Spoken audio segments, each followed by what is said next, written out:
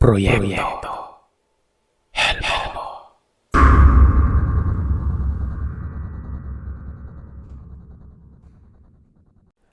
Kwento ito ng aking ama at ng aking tiyuhin patungkol sa aswang.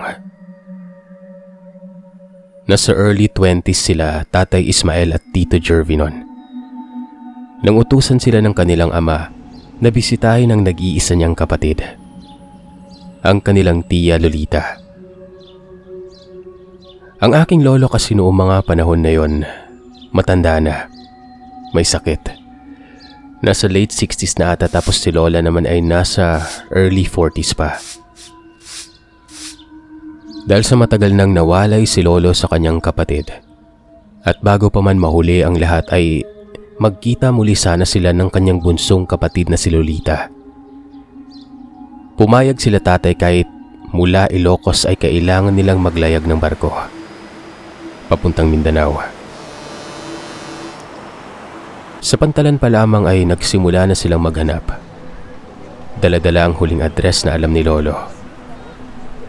Huling kita pa kasi umano nila ay noong pinanganak pa si Tito Jervy, at pagkatapos ay wala na siyang balita dito. May nakapagturo naman ng lugar pero pataas ito ng burol, kaya ang kaya lamang ng tricycle ay sa babang bahagi.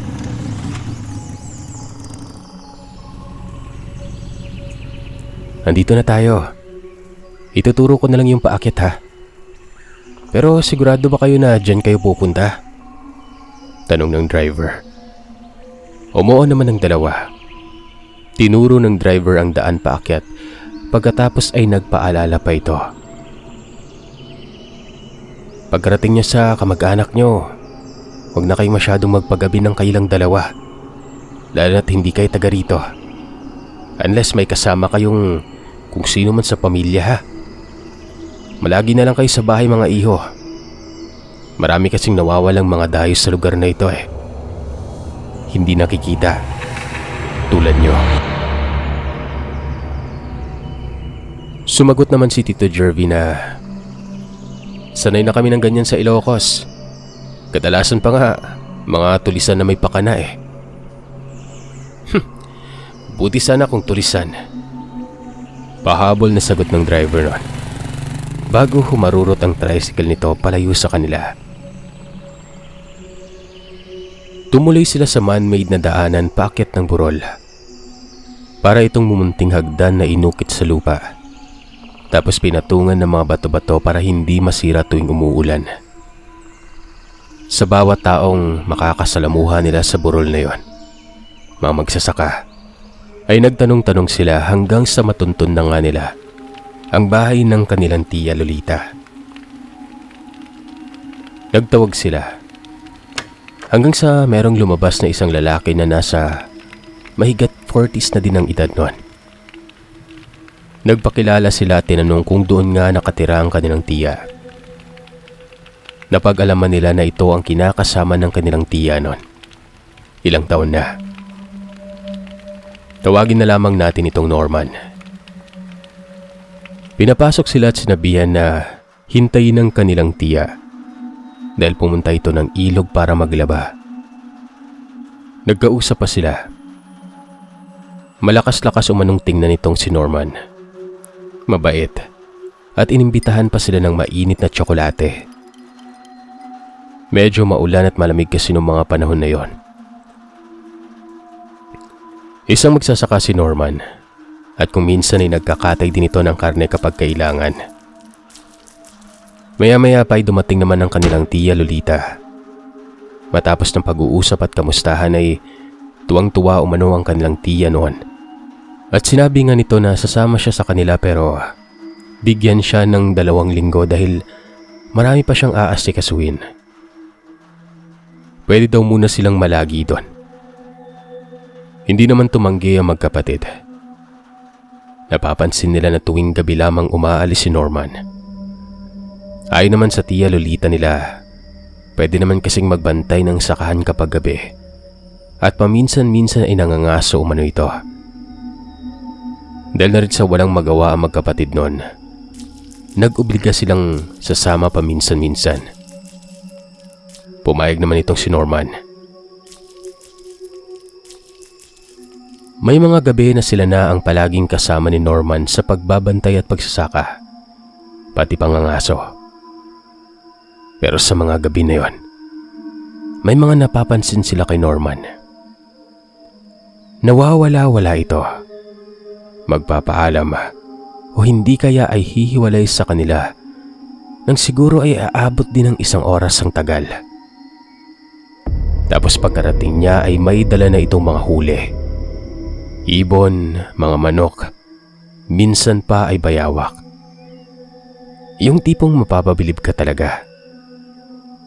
Meron pang isang gabi noon na sabay-sabay silang pumasok sa gubat. Meron silang daladalang spear gun. Sa mga hindi nakakaalam, ito yung ginagamit ng ibang mangingisda para manghuli ng isda.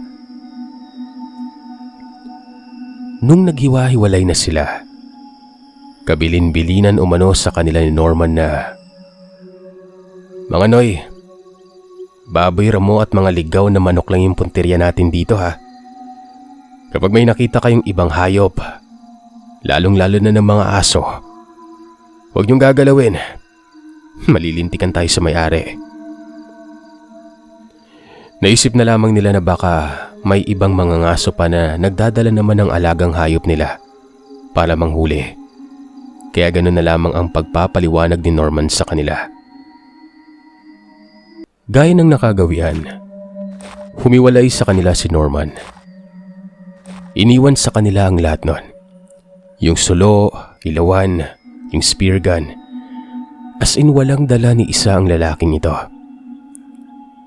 No medyo nakalayo-layo na umano sila. Siguro 10 minuto mahigit na silang hiniwalayan ni Norman nun.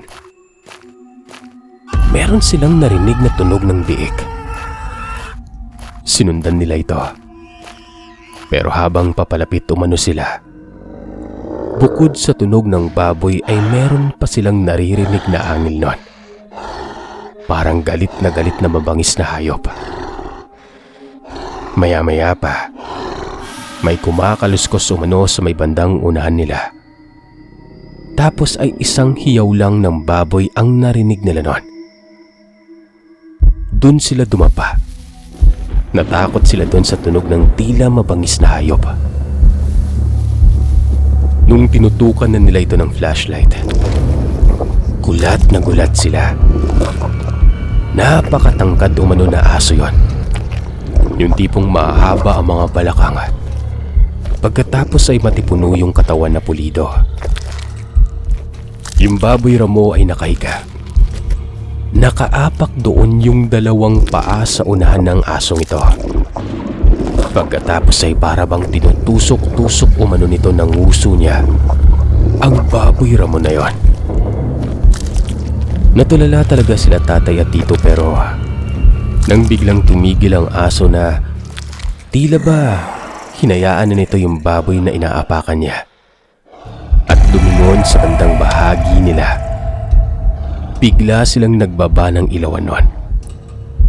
Tapos ay dumapa sila ng matagal. Walang kagalaw-galaw. Kung pwede nga lang daw na hindi sila huminga nun. Mga ilang segundo pa nung naramdaman nila na may kumakaladkad na o humahatak sa baboy palayo. Doon na nila kinuha ang oportunidad na umatras na rin at pumalik sa labas ng gubat. Pagkalabas sumano nila, naroroon na si Norman sa tabi ng bukid. Wala itong pangitaas at bagong basa o ligo sa irigasyon. Kanina pa daw niya sila hinihintay. At ito na nga, yung baboy ramo, katabi na ni Norman. Parang naghihinga-hingalo pa yung baboy ramo na ito na nakatali gamit yung balat ng saging nun. Sinabi ni Norman na nakachamba daw siya. Tinanong nila tatay kung paano niya nahuli. Sabi naman ni Norman, nakipangbuno daw ito. Hindi pa daw sila naghinala o hindi sila makapaniwala. Tingin pa nga nila ay may alaga talagang aso si Norman.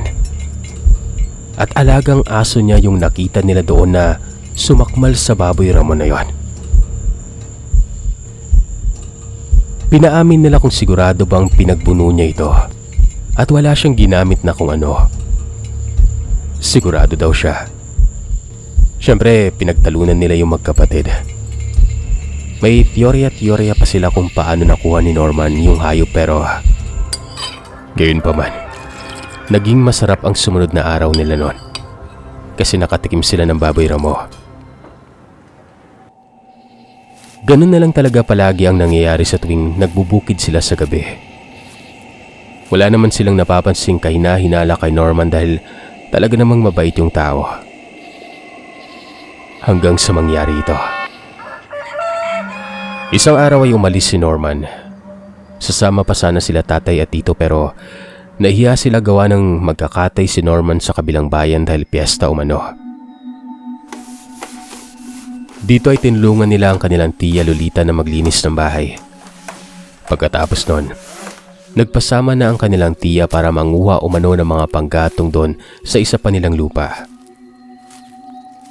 Doon nalaman nila tatay na bukod pala sa kinatitirikan ng bahay ng kanilang tiya, ay meron pang maliit na lupain na halos kalahating kilometro lamang ang layo mula sa kanilang tirahan.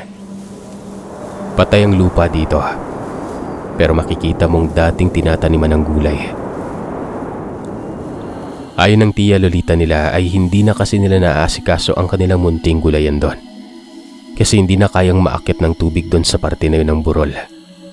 Kaya hinayaan at nagkamatayan na lamang pero may mga munting tanim pa rin naman sila doon sa mismong bahay nila.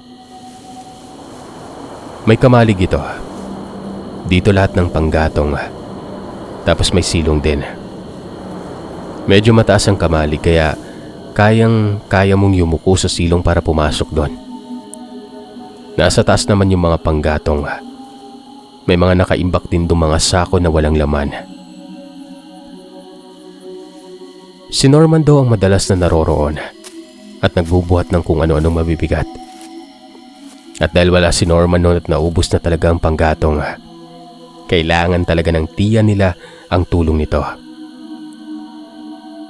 Isang beses lang silang sinamahan ng kanilang tiya at nang bumalik pa sila ay hindi na sila sinamahan nito.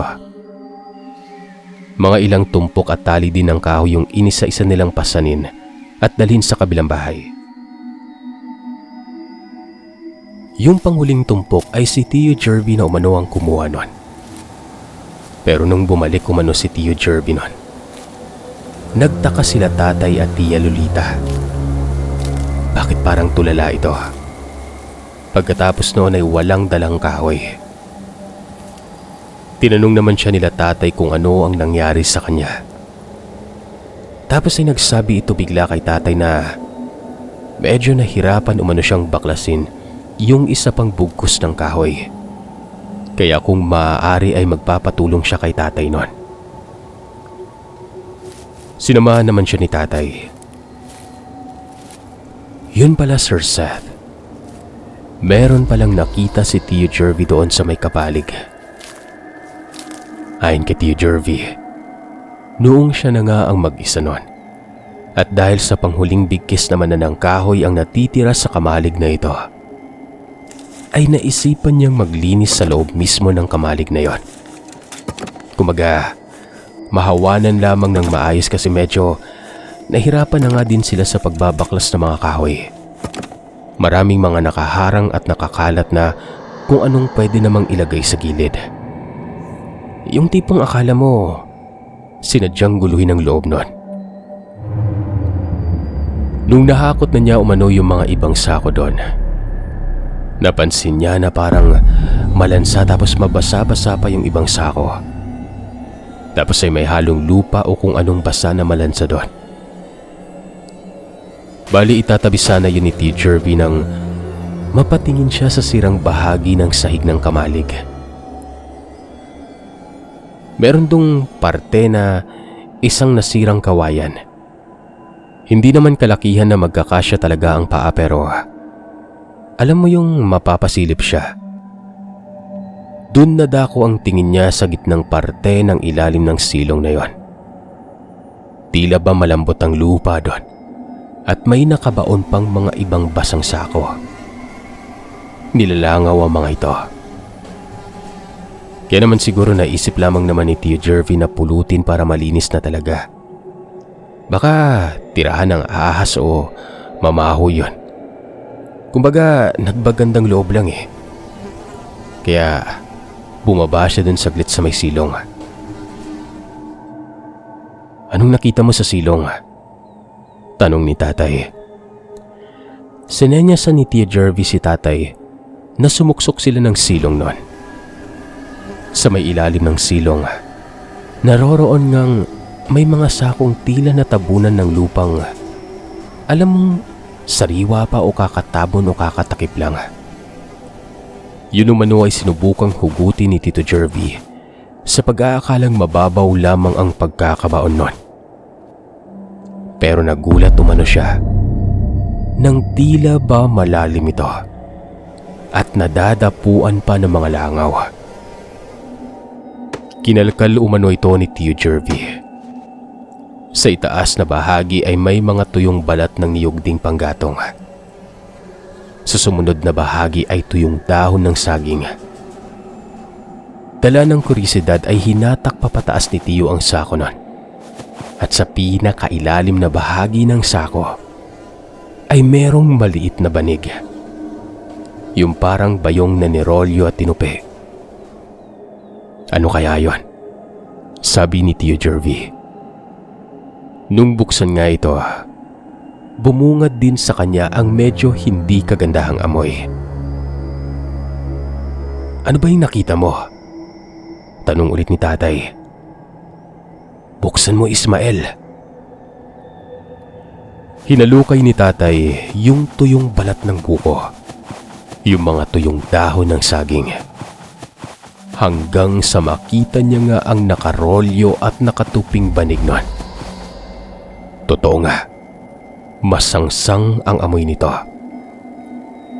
Buksan mo na, Ismael. Dali. Binuksan ni tatay ang rolyo. Nakatupi pa ito. Malambot. Pagbukas niya, ang huling parte ng banig.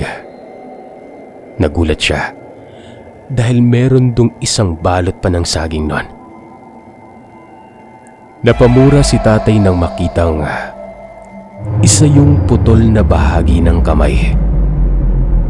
Nabitawan ito ni tatay at diring-diri pa siya at mas lalo siyang kinilabutan nang ituro pa ni Tito Jervy ang ibang parte ng silong kung saan meron pang nakabaong ibang mga sako. Napakalma umano silang dalawa muna. Hindi sila pwedeng magtagal doon kaya ibinalik nila ito kasi baka sunduin pa sila ng kanilang tiya Lolita. Binitbit nila ang bugkos ng kahoy at umuwi na. Pagdating nila Sir Seth, unang sinabi sa kanila ng kanilang tiya ang babaho umano nila. Kaya naman naligo at nagbihis sila noon. Doon nila napag-usapan na mamayang hapon ay hahalukayin nila ang buong silong. Kailangan nila makasigurado kung ano ba ang meron doon at anong sikreto ang tinatago ng kanilang tiya Lolita at ang kinakasama nitong si Norman. Kinahapunan, nagpaalam ang kanilang tiya Lolita na bababa muna para mamili ng mga rekado sa bayan. Panigurado kasing pagka-uwi ni Norman ay may mga dalang sariwang karne ang mga ito at para masarap ang hapunan.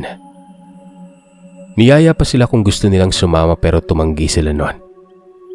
Yun nga ay dahil meron silang ibang binabalak.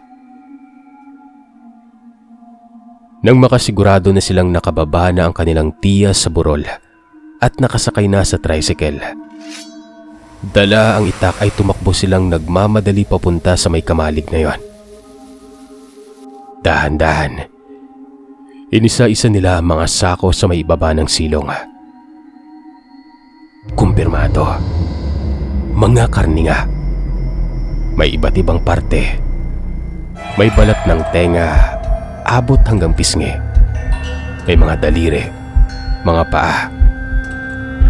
Lahat ng yun, Sir Seth, parte ng tao. Tila nasusuka na sila tatay noong mga panahon na ito. Hindi na nila masikmura ang mga nahalukay. Anong gagawin natin dito? I-report natin sa barangay. Saktong-sakto na pagkagat ng dilim, nalubog na talaga ang araw nun. Bigla na lamang silang nakarinig ng angin na paikot-ikot lamang doon sa kamalig at sa silong. Natahimik sila tatay nun. Magkadikit silang magkatabi sa gitna ng silong na ito. Hanggang sa walang ano-ano, sa isang sulok ay may mabilis na gumapang papasok sa silong. Ramdam ni tatay ang biglang pagkapit nito sa mga paa niya. At nang akma na siyang hatakin ay tinalunan ni Tio Jervy si tatay nun. Pumatong siya dito. Pero sa sobrang lakas ng nilalang ay nagawa nitong hatakin silang dalawa palabas ng silong ng kamalig. Dito ay bumelo si Tio Jervy. Pagkalabas nila sa silong na ito, ay dali-dali niyang kinapitan ng mga brasong humahawak sa paa ni tatay para hatakin nun. At pagkatapos nun, hinataw niya bigla ng itak ang nilalang na ito. Ramdam na ramdam ni Tio Jervy na malalim ang pagkakabaon niya ng hiwa ng itak sa dibdib mismo ng nilalang.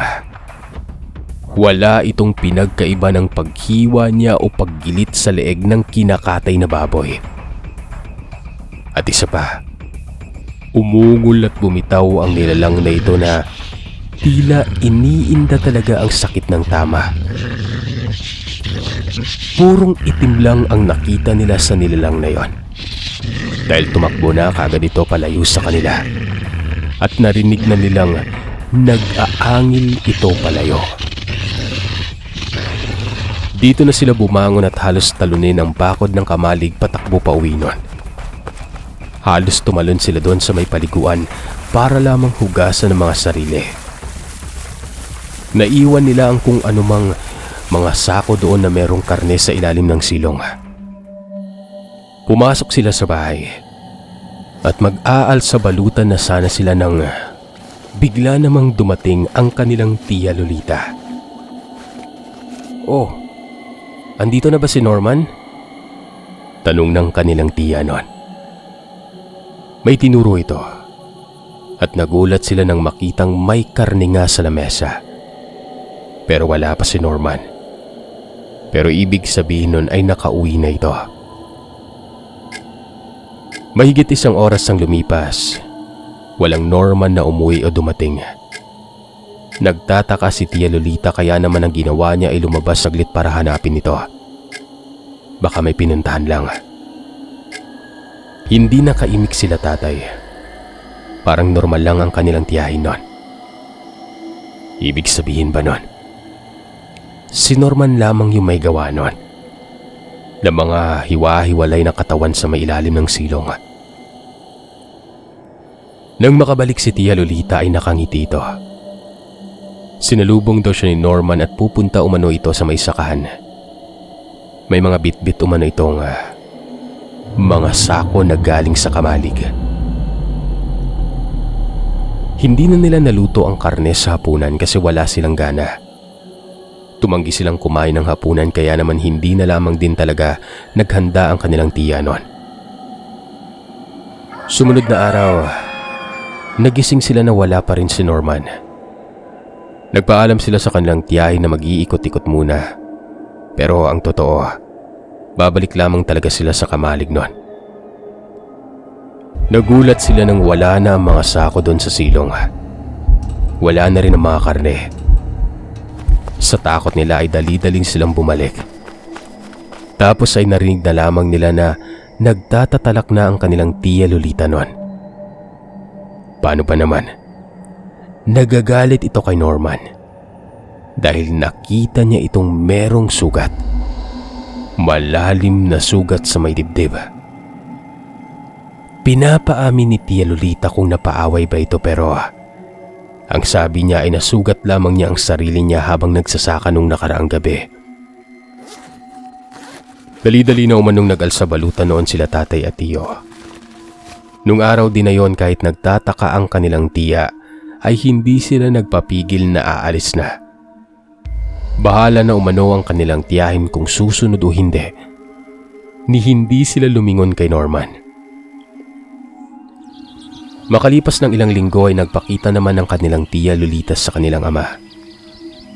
Bumisita ito ng ilang araw sa kanila pero ang napapansin umano nila dito ay ilag na ilag itong pag-usapan ang kanyang kinakasamang si Norman.